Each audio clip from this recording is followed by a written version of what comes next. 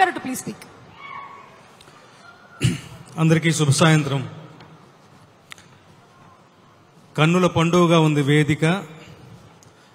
రేపు 27వ తారీఖు సినిమా యొక్క విజయం ఎలా ఉండబోతోందో సూచనాప్రాయంగా ఇవాళ తెలిసిపోతోంది. అతిశయోక్తి కాదు.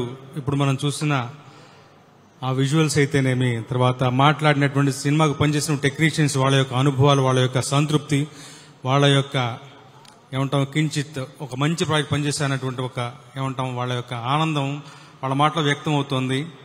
మోహన్ బాబు గారి ఇంటి మనిషిగా నాకు చాలా చాలా చాలా సంతోషం అనిపిస్తుంది. మోహన్ బాబు గారి మనసు చాలా గొప్పది. ఎక్కడ ఉన్నా కానీ పేరు పెట్టి పిలిచి పలకరిస్తారు.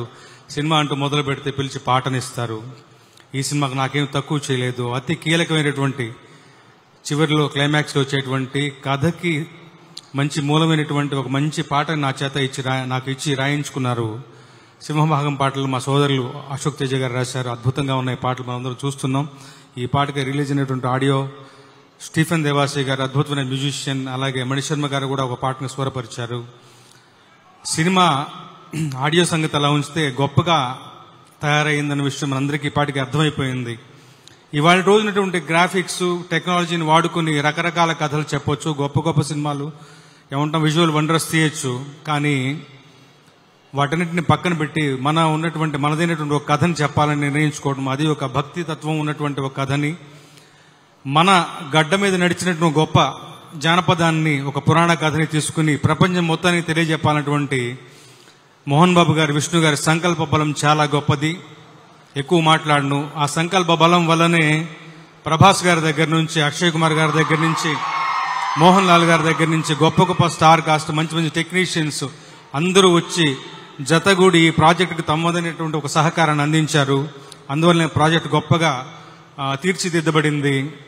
అలాగే రచయితలు కూడా అందరూ, ఆకేళ్ల ప్రసాద్ గారు, ఆకేళ్ల శివప్రసాద్ గారు, తోట ప్రసాద్ గారు, బివిఎస్ రవి గారు అందరూ కూడా ముఖ్యంగా ఆయన యొక్క ట్రాక్ రికార్డ్ చూసి ఎంచుకున్నారు ముఖేష్ గారిని. ఆయన మహాభారతం సీరియల్ తీసిన మనిషి, పురాణాల మీద మంచి పట్టున్నవాడు. ఆయన తీత నచ్చి ఆయన పెట్టుకున్నారు. మొట్టమొదటిసారిగా ఆయన తెలుగులో మనకు డైరెక్ట్ చేస్తున్నారు. గొప్పదైనటువంటి సినిమా మన కళ్ళ ముందుకు రాబోతోంది, ఆవిష్కృతం అవబోతోంది మరి కొద్ది రోజుల్లోనే.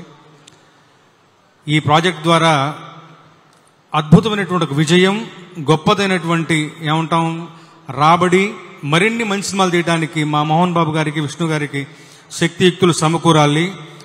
అత్యున్నతమైన పురస్కారాలను ఈ సినిమా ఒడిలో వచ్చి చేరాలని చెప్పి భగవంతుణ్ణి, ఆ శివుణ్ణి, కాళహస్తీశ్వరుణ్ణి మనస్ఫూర్తిగా వేడుకుంటూ 2 లైన్లు నాకు బాగా ఇష్టమైనటువంటి పాట.